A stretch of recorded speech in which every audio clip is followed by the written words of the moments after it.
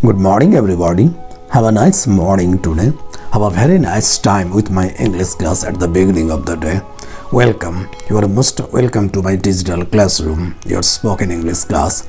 Spend just 2 or 3 minutes a day here in my class and be a fluent English speaker very shortly. Today I'll read 2 beautiful stories with 2 beautiful lessons for all of us. Try to follow me, yes, with all your attention. Now the stories, but you have to wait a bit till the end to know the names and the morals. Let's start. The first story. The hounds were in full cry in pursuit of the oily fox and were gaining on him rapidly. Turning suddenly from his course, the fox dived through a hedge that was full of sharp thorns. "Those dogs will never follow me through these brambles," said the fox to himself. Just then he stepped on one of the thorns.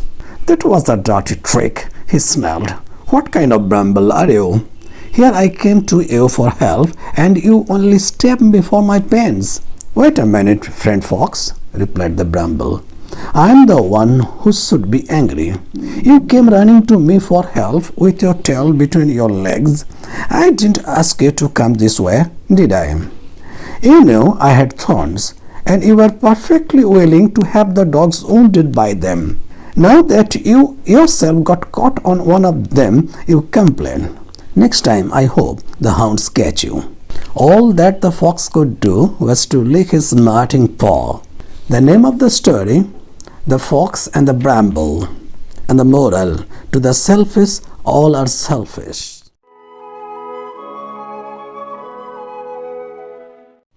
The second story, 2 young fighting cocks were battling fiercely to see which of them would be the barnyard champion. At last the one that was beaten crept into a corner to hide his wounds and his shame. But the conqueror flapped his wings and crowed lustily. Then he flew up to the top of the house, where he continued to flap his wings and crow so that everyone would be sure to know who was the victor. Just then an eagle, sailing by overhead, spied the crowing cock. Swooping down, he seized him in his talons and carried him off for dinner.